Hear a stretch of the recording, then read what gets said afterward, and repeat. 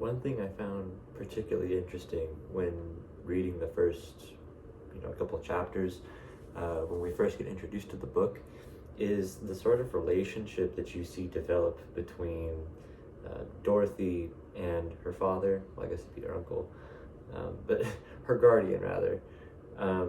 And just seeing the sort of contrast between the two, and also even with her sister.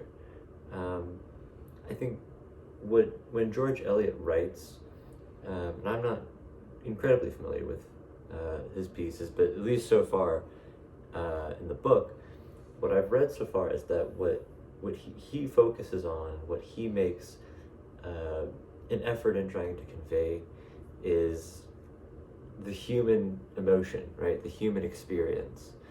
And I guess what I mean by that is, when you look at all these characters and the sort of story arcs that they go through throughout the story, they all go through various states of calm, of stress. There's a lot of politics involved, particularly with Lydgate, for example, and the deciding vote that he has. And also just, there's also a lot of love.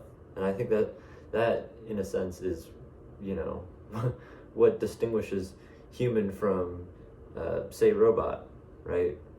And but when I look at Dorothy, though, I think of someone who's very much a independent woman who doesn't want to be held back by what society has labeled her as being, given that she's a woman who's young, who's smart, and has a whole life ahead of her.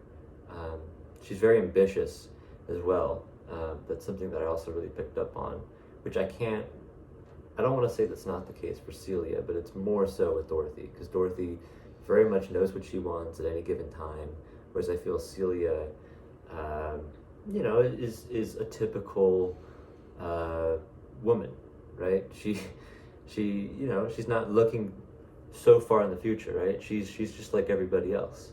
And I don't think that's a fault on her own. I think that just goes to show how personable Dorothy is.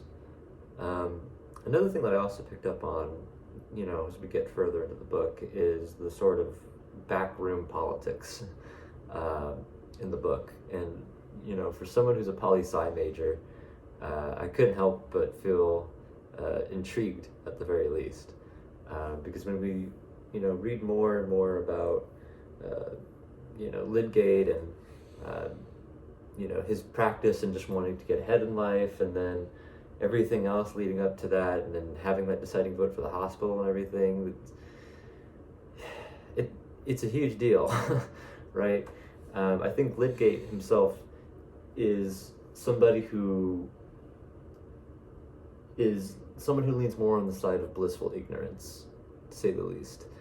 I think he purely doesn't want to get involved in stuff that is not career related or involves him personally, and I think he would much rather keep the peace than be one to start any sort of drama or be a cause of concern among others or anything.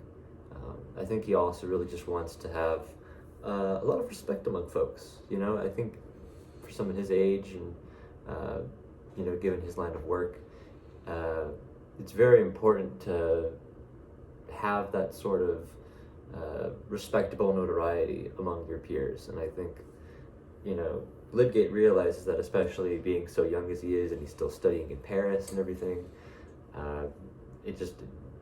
I think he, like Dorothy, is also planning further ahead in his life, and I can't fault him for that. But I think, unlike Dorothy, I think he is more sensible to the world around him, and I think he's a little bit less naive, whereas I think Dorothy can be a little bit blindsided by her own ambitions, to say the least. And then the final other thing that I picked up on, among a lot of other things, but I just thought this was interesting, was the sort of drama that Mary causes, right? I mean, when we first get introduced to her, she really, in my opinion, doesn't really play that big of a role. I mean, she's just there to take care of the family and do her part, given that she's the niece and everything. Um, but I think, further along as we go in the story, we see that she becomes more and more of, I'm trying to think of the word, more of maybe not a nuisance.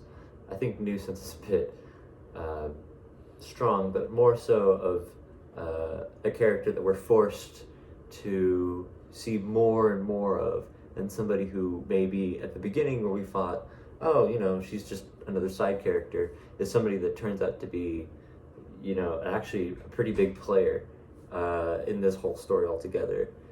And so I think we'll definitely see more of her. I just wonder how her character arc will progress, given the relationships that she has with folks.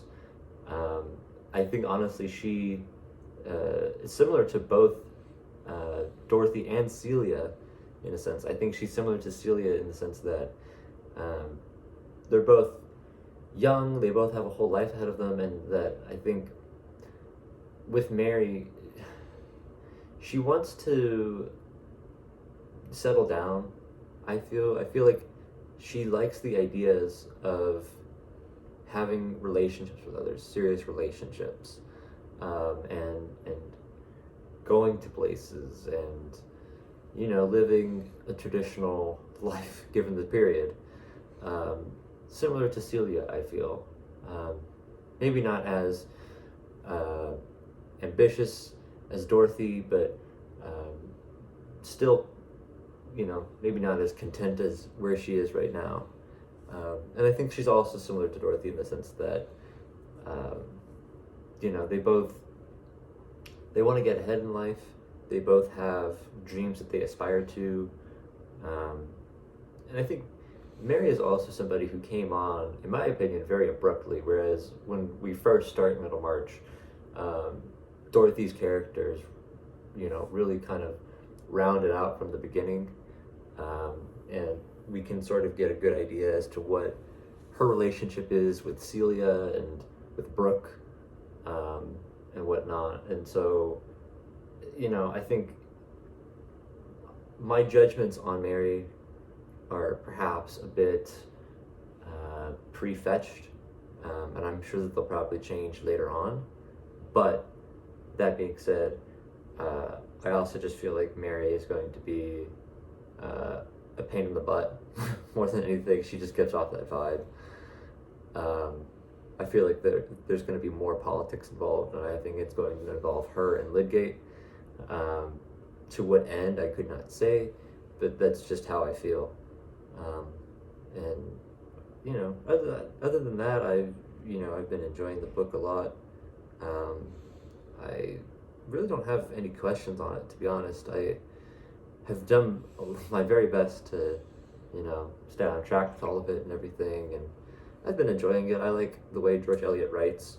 I'm not really familiar with his works, but hopefully in the future I can, get a little bit more into it and, read other bits and bobs of his, but that's all I got for now.